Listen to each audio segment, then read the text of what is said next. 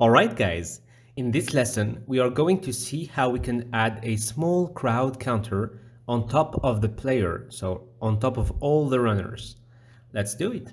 So first things first, we first want to draw our bubble, let's say, that will contain the amount of runners. So for that you can open your photo editor, but I prefer using a vector graphics editor. It's easier and more customizable.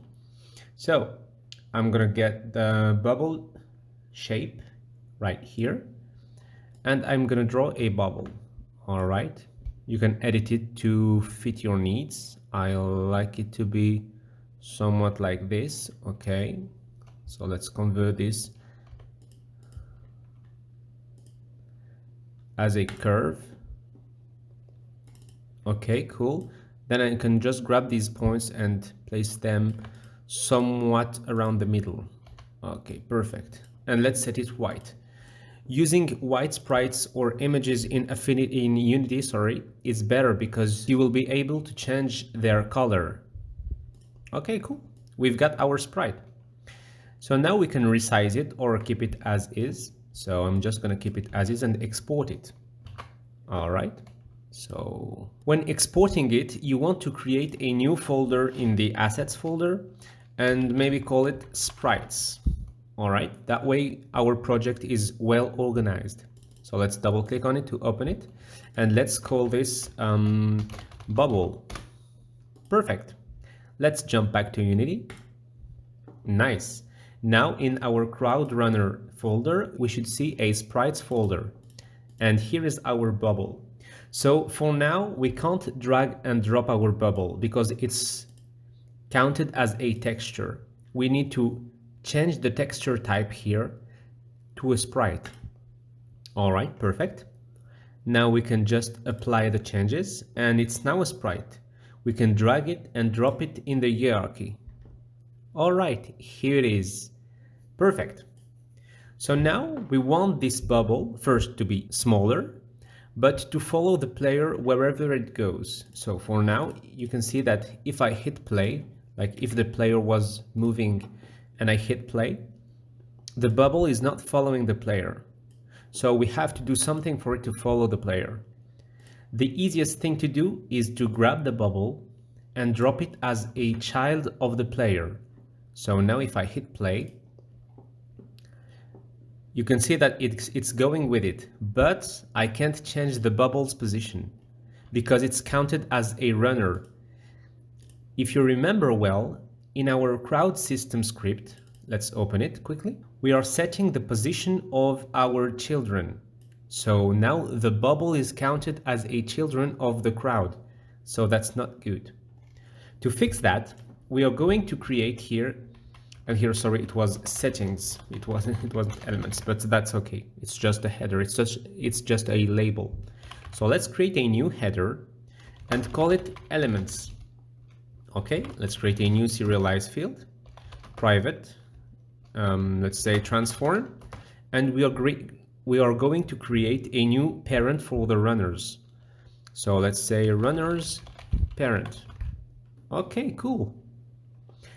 Then here, instead of saying transform.childCount, we're going to say runners parent.childCount, and you want to change this value everywhere you see transform. So here it's going to be runners parent.getChild again.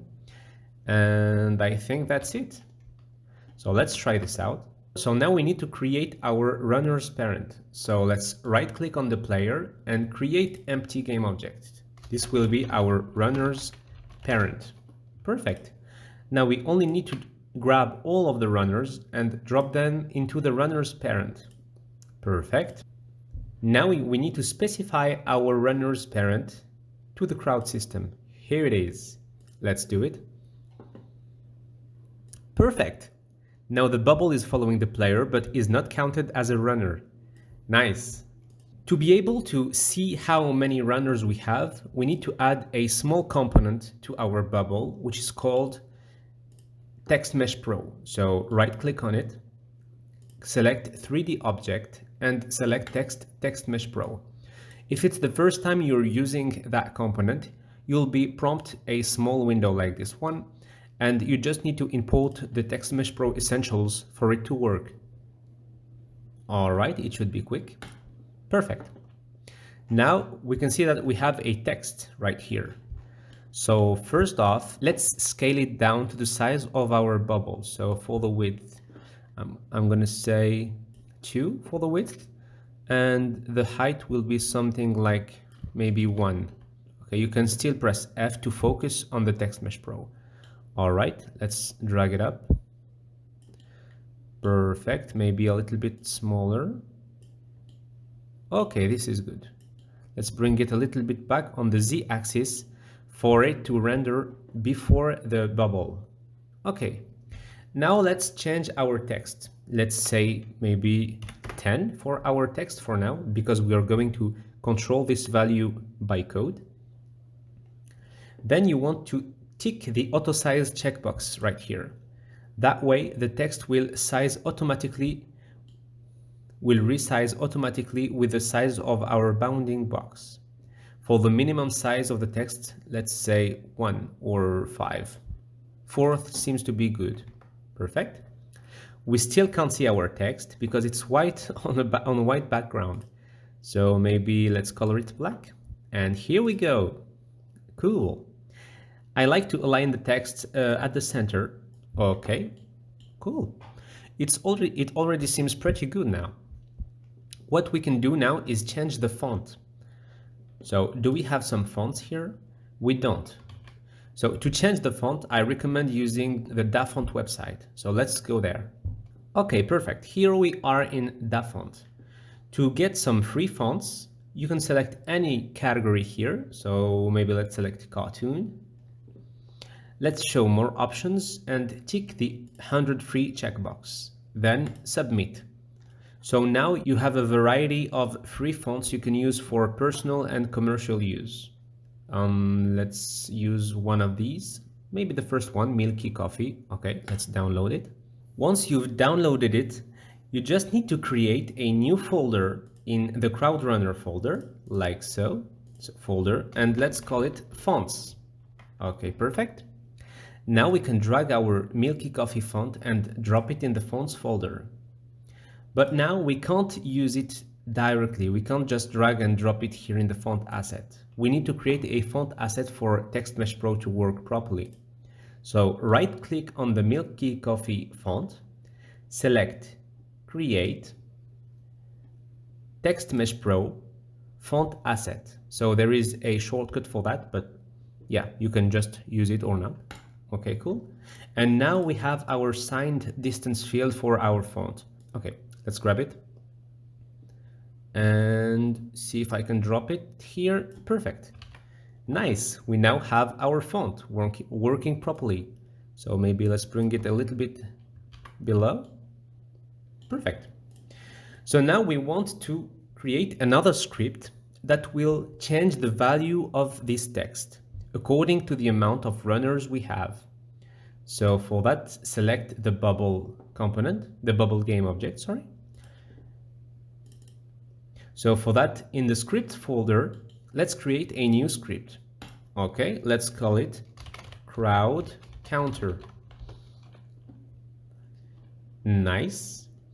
We can drag this script onto the player or onto the bubble directly. You're free to do it as you wish. So let's drop it onto the bubble for now and open it. Okay, perfect.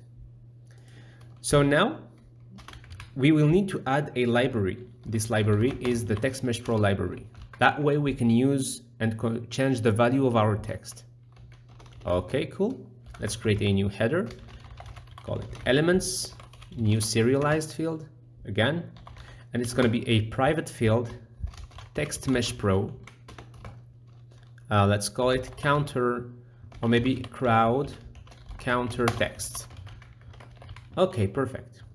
So now if we go back to Unity, we can see that we can specify our crowd counter text in the inspector. So let's drag it and drop it. Let's rename this first, crowd counter text. Okay, perfect. Now we need to grab the data from this parent to know how many runners we have.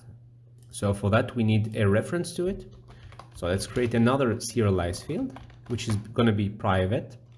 It's a transform, and let's call it runner's parent. Cool.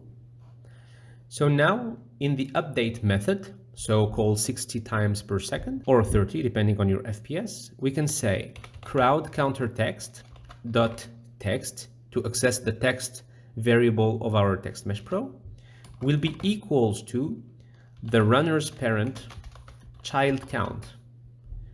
But here we've got an error because this wants to have a string and this is an integer. So let's use a method called toString.